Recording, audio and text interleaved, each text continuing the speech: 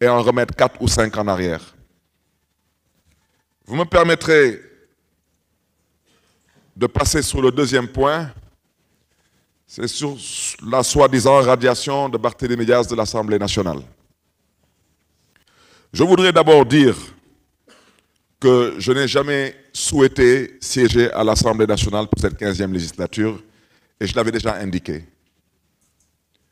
Je voudrais dire que cette démission, elle aurait dû être normalement enregistrée le jour de l'ouverture et de l'installation de la 15e législature. Mais le jour de l'installation de la 15e législature, j'étais, comme vous le savez tous, à Saint-Louis pour les besoins du procès de nos 80 camarades qui sont détenus et pris en otage. Et par respect à l'institution, j'avais écrit donc une lettre pour m'excuser auprès de le ou de la présidente de l'Assemblée nationale et j'avais indiqué les raisons de mon absence. Et j'avais donné dans la même veine une procuration à ma collègue, Mme Anta Babacar Ngom, pour qu'elle puisse voter pour moi. Et je voudrais dire que je me réjouis d'abord du fait aujourd'hui que ce soit l'honorable député Pape Djibril Fall qui me remplacera à l'Assemblée nationale. C'est un parlementaire chevronné, c'est un homme politique exceptionnel et c'est surtout un homme politique engagé. Mais j'insiste là-dessus parce que Pape Djibril, c'est tout de même un garçon qui a réussi à rentrer sans coalition. Donc, mon intime conviction, c'est que Pape Djibril Fall a sa place à l'Assemblée nationale. Mais la raison pour laquelle je voudrais évoquer cette radiation, vous me permettrez tout de même d'insister, je dis que j'insiste parce que je veux parler aux Sénégalais et aux Sénégalaises. C'est pour vous dire que ce qui est en train de se tramer, ce n'est pas l'Assemblée nationale. Ce qui est en train de se tramer, c'est autre chose. Et ce autre chose-là, on y arrivera et on ne l'acceptera pas. Parce que dans la vie, toute chose a une fin. Et dans la vie, il faut savoir raison garder. Je le répète, le Sénégal est une république. Nous avons tous choisi de vivre en république.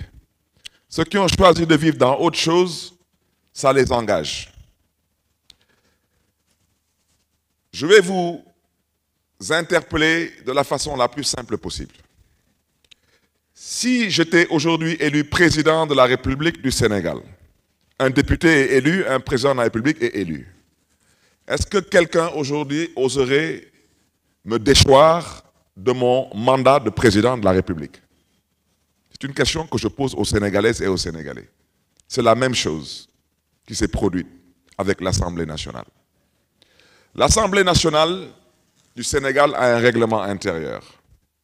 Et au Sénégal, nous avons une charte fondamentale qui est la Constitution. Il y a une différence entre un délit et un crime. L'Assemblée nationale considère que, dans son règlement intérieur, que vous soyez condamné pour un délit ou pour un crime de façon définitive, l'Assemblée nationale considère que sur demande du ministre de l'Intérieur, vous devez être radié. Radié de la liste des députés du mandat en cours. Et on n'a pas besoin de faire Sciences Po pour comprendre ce que j'explique. Maintenant, ceux qui sont de mauvaise foi et de mauvaise volonté, ils sont libres, mais à chacun son tour. Et franchement, pour ceux qui sont... Vous me permettrez de vous dire que, je le dis et je le répète, en toute humilité, je n'ai pas ma place dans cette Assemblée nationale du Sénégal, pour des raisons qui me sont propres.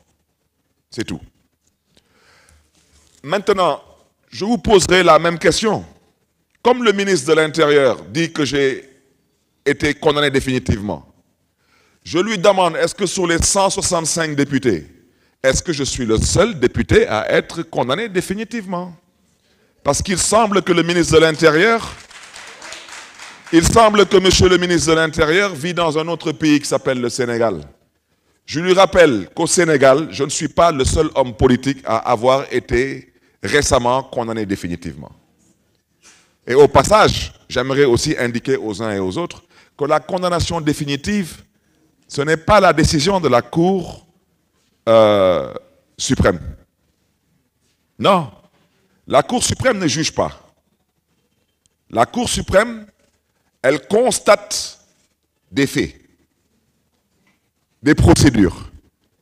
Et la preuve, quand on nous juge à la Cour suprême, on n'est pas présent, parce qu'on ne nous juge pas. La condamnation définitive, elle intervient lors de la décision de la Cour d'appel. Alors, je rappelle que la Cour d'appel m'a condamné définitivement en 2017.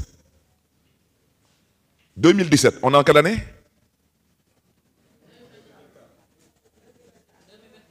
Ça fait combien d'années? Monsieur le ministre de la Justice, je vous interpelle parce que d'abord vous êtes un magistrat. Vous n'êtes pas un homme politique. Ce que je dis, vous savez si ce que je dis est vrai ou pas. Donc vos soi-disant 5 ans sont passés depuis belle lurette. Mais je vous le répète, je ne suis pas intéressé par siéger dans cette soi-disant 15e législature. C'est tout, c'est pour des raisons personnelles. J'ai été définitivement condamné à la cour d'appel. C'était en 2017, si mes souvenirs sont bons. 2017 et 2024. Mais je pense tout de même, à moins que je me trompe, je pense que ça fait plus de 5 ans. Vous parlez de quelle condamnation définitive? Est-ce que vous pouvez, de grâce, respecter les Sénégalais et arrêter votre acharnement sur ma modeste personne? Je ne vous ai absolument rien fait. Et ce n'est pas parce que le prince a dit que vous, monsieur le ministre de la Justice, vous ne faites pas votre travail, mais que vous devez vous donner un spectacle. Je suis désolé, monsieur le ministre de la Justice. Vous avez été dans ce pays procureur de la République. Vous êtes magistrat et vous connaissez très bien le dossier de la fusillade de Mermoz-Sacré-Cœur. Et vous savez très bien si on m'a provoqué ou pas.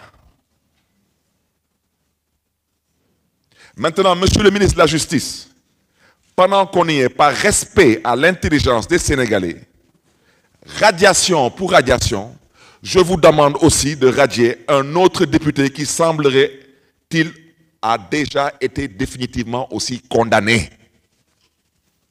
Sinon, c'est 2 poids, 2 mesures. Ça veut dire c'est la justice des vainqueurs. Et vous n'avez pas été élu pour ça. Ensuite, mais pendant qu'on y est, il y a des gens qui ont dit ici qu'ils vont abroger la loi d'amnistie. On est d'accord? Mais pendant qu'on y est, monsieur le ministre de la Justice, il faudra répondre aux Sénégalais le moment venu. Si on abroge la loi d'amnistie, l'actuel président de la République du Sénégal, il reste au palais ou il retourne en prison?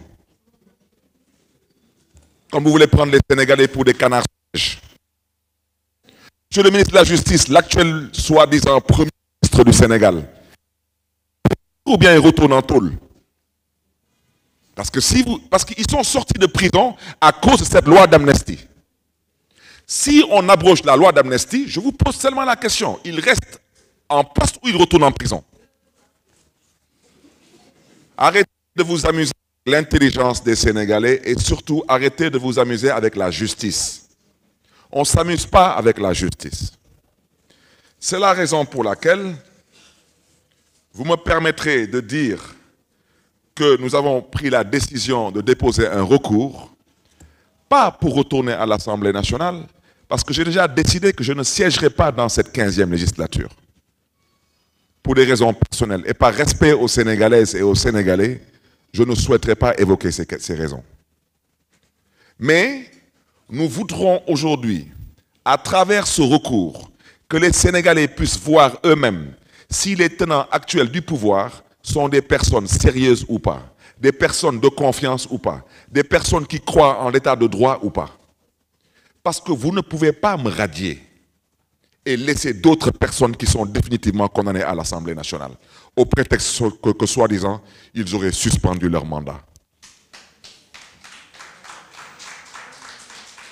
Ils sont, eux, condamnés définitivement